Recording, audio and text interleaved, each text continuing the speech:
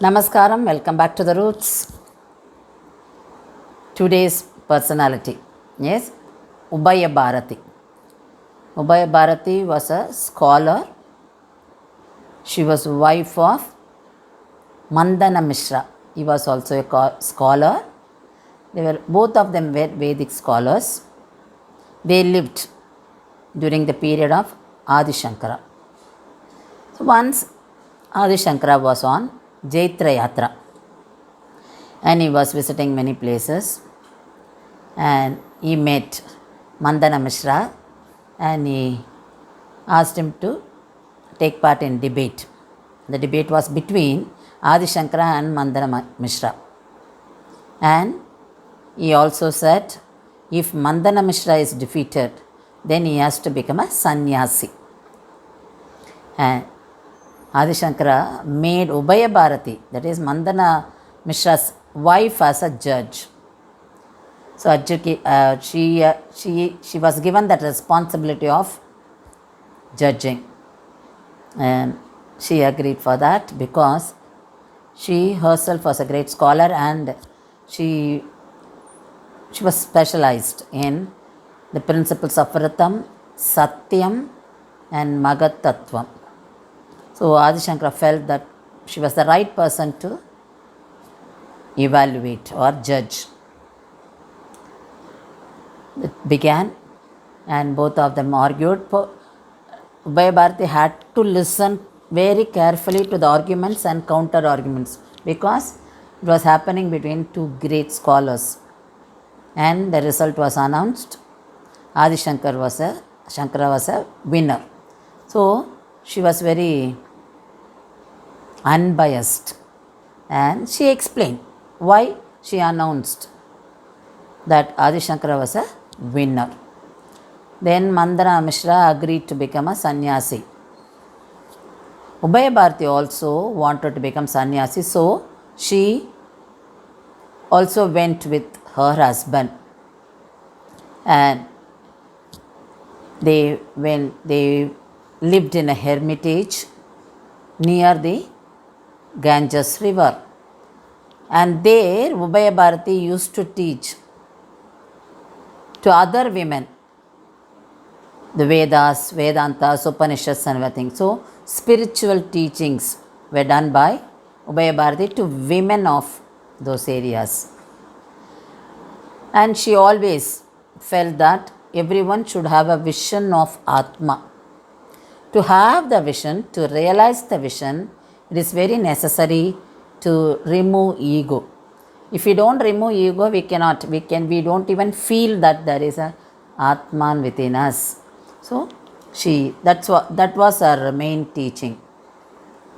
And every day they used to go to river Ganges to take bath and collect water. So that day also she was going with the other women, and when she crossed Brahmanyani, a sannyasi, she was telling her friends that this sannyasi is very much attached to material. Why she said that? Because the sannyasi kept his head on the pot and he was sleeping actually. And he also had the feeling that the pot should be safe and was very particular in storing water in that pot alone. So he was very particular about the possession of pot, which this was observed by her. So she commented on that. And when they were coming back from the river, because the sannyasi overheard this, so when they were coming back, what did he do? In their presence, he threw the pot. It got broken. So Ubaya Bharati was telling the other women, I thought he had only one defect. The defect was abhimana, attachment. But now I found that he had one more defect also. So that defect, agamkara. So she was telling the women that both are not good.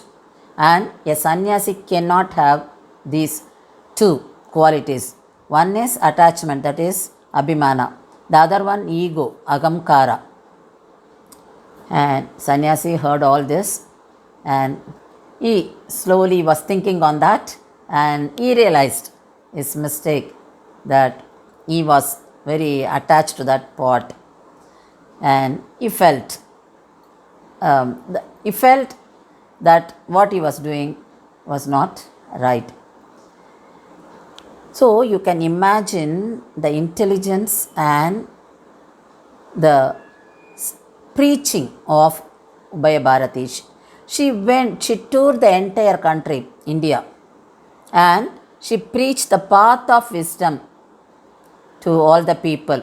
So wherever that was her main motive. So to meeting the people and teaching them the path of devotion, and advising people, preaching people to remove ego to realize Atman. So why is it necessary to realize Atman? That is what Bhagavad Gita says, and other scriptures also say, because if you realize Atma, you will consider the others also as Atma only. So there will not be jealousy, and you will not have everything is yours, and you will not feel like acquiring everything, so that greediness will not be there. So you will have the quality of sharing, caring. So that is why we all should realize Atman. So this is very important for the modern days, because we all have the feeling of that is possession. We don't want to give up anything. We feel like acquiring more and more, and we don't feel contented at any point of time. So what happens? We are not happy, because you continue to get materials. We go after materials. So naturally what happens? You don't concentrate on realizing Atman. So when will you realize Atma? When you don't have attachment. So this is very important, because today's life is very complex. So it is very important to get inspiration from Ubaya Bharati, because she gave up everything, she renounced everything, and she preached what she learned, and she preached and followed what she preached. So let us also follow those and make our life simpler and peaceful. So we all need now peace. So let us move towards getting peace by following the path of wisdom. So it is very necessary to learn such characters, because if we keep knowing about them or learning about them, then definitely there will be a change in us. So the life will be smooth, peaceful. That is what we all want to be. Every one of us have lots of issues. So and we work only on those issues. So to be happy, to be peaceful, let's have the teaching, follow the teachings of these people. Thank you.